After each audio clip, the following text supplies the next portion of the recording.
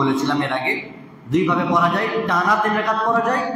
আরেকটি নিয়ম হচ্ছে যে 2 রাকাত করে সালাম ফিরিয়ে দেওয়া আর তারপরে উঠে 1 রাকাত পড়া।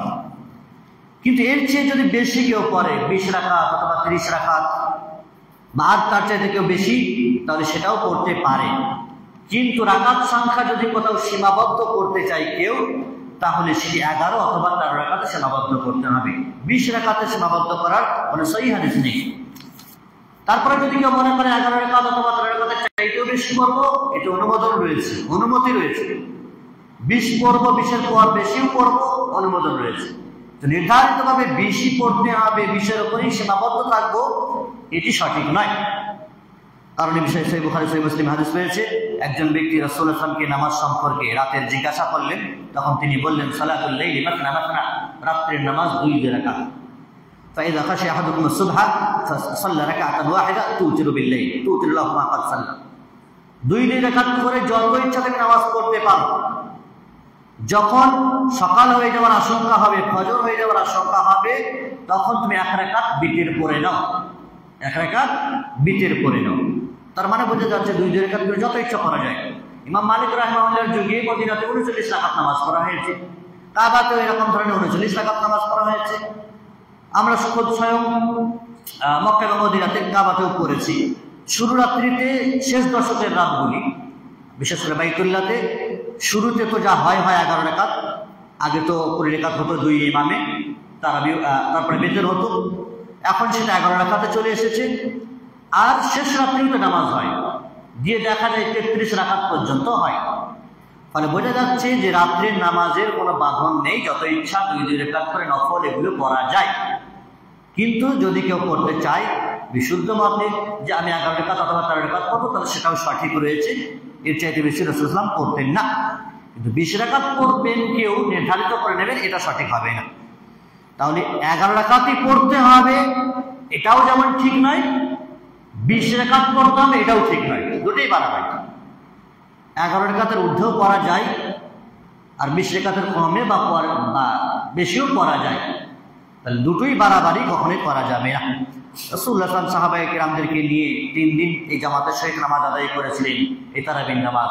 তারপরে লোক সংখ্যা এত বেশি হয়ে গেল, রাসূলুল্লাহ সাল্লাল্লাহু আলাইহি ওয়াসাল্লাম আশঙ্কা করলেন এই নামাজ ফরজ না করে দেওয়া হয়। ফলে তিনি আর পরের দিন বাড়ি থেকে বের হলেন না, আর তারাবি পড়তে এলেন না। লোকের আলাদা আলাদা করে তখন কিয়ামুল লাইল পড়তে লাগলো। এত বেশি আশঙ্কা ছিল যে লোকেরা এটাকে ফরজ না মনে করে নেয়। তাহলে আমরা এখান থেকে বুঝতে পারছি, বিশেষ করে সহিহ বুখারী সহিহ মুসলিমের বিশুদ্ধ হাদিস অনুযায়ী রাসূলুল্লাহ সাল্লাল্লাহু আলাইহি ওয়াসাল্লাম 11 রাকাত অথবা 13 রাকাত পড়তেন। আর অন্য হাদিস রয়েছে 2 রাকাত করে যত ইচ্ছা তুমি পড়তে পারো, কিন্তু কোথাও বাঁধন দেবে না, 20 রাকাতই বাঁধন দেবে, এটা সঠিক নয়। বা 11 রাকাতই পড়তে হবে, এর বেশি পড়া যাবে না, এই কথাটাও সঠিক নয়। তবে পরবর্তীতে ওমর ইবনে খাত্তাব রাদিয়াল্লাহু তাআলা যখন যুগ এলো, পিরিয়ড এলো, তার খেলাফতের আমল, তার শাসন আমল এলো, সেই সময় তিনি বলছেন যে এখন আর যেহেতু ফরজ হয়ে যাওয়ার আশঙ্কা নেই, তাই তিনি 2 জন সাহাবী উবাই ইবনে কাব রাদিয়াল্লাহু তাআলা আনহুকে এবং তামিম আদ-দারি রাদিয়াল্লাহু তাআলা আনহুকে ইমামতিতে জামাতের সহিত এই নামাজকে পুনরায় চালু করলেন, যে আর আশঙ্কা নেই ফরজ হয়ে যাওয়ার। তাহলে উবাই ইবনে কাব এবং তামিম আদ-দারি 2 জনকে ইমামতির দায়িত্ব দিলেন, আর বললেন এই নামাজ পড়ো, তারাবির নামাজ পড়ো। কিন্তু কোনো মানুষ যদি জামাতে না পড়ে একাকী পড়ে, তাতেও কোনো অসুবিধা নেই। তবে অবশ্যই জামাতের একটি আলাদা বিশেষত্ব আছে, আলাদা নেকি রয়েছে। এবং প্রথম রাত আদায় করার চাইতে এই নামাজ অবশ্যই শেষ রাত আদায় করা অধিক উত্তম। কারণ শেষ রাত্রিতে সহিহ বুখারী সহিহ মুসলিম হাদিস রয়েছে যে আল্লাহ তাআলা আরশ আজিম থেকে দুনিয়ার আসমানে নেমে আসেন। ইয়ানজিলু রাব্বুনা তাবারাকা ওয়া তাআলা কুল্লা লাইলাতিন ইলা সামাই দুনিয়া। প্রত্যেক রাত্রে আল্লাহ তাআলা দুনিয়ার আসমানে নেমে আসেন।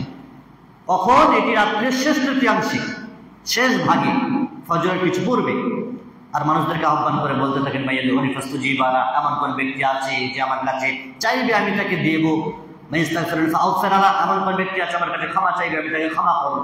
ফলে এই সময় কাঁদাকাটা করা, এই সময় আল্লাহর কাছে উঠে 2 রাকাত নামাজ আদায় করা, অশ্রু ঝরানো, কিয়ামুল লাইল করা, সিজদা করা, রুকু করা, এটা অধিক উত্তম। আল্লাহ রাব্বুল ইজ্জতের কাছে পরিশেষে দোয়া করি তিনি যেন আমাদের সকলকে যে সমস্ত নফল ইবাদতের গুরুত্ব রয়েছে তার মধ্যে মাহে রমজানে আমরা পেয়েছি জামাতবদ্ধভাবে তারাবি করার সুযোগ, আল্লাহ রাব্বুল ইজ্জত আমাদেরকে সেই তারাবি পূর্ণভাবে 1 মাস আদায় করার তৌফিক দান করেন।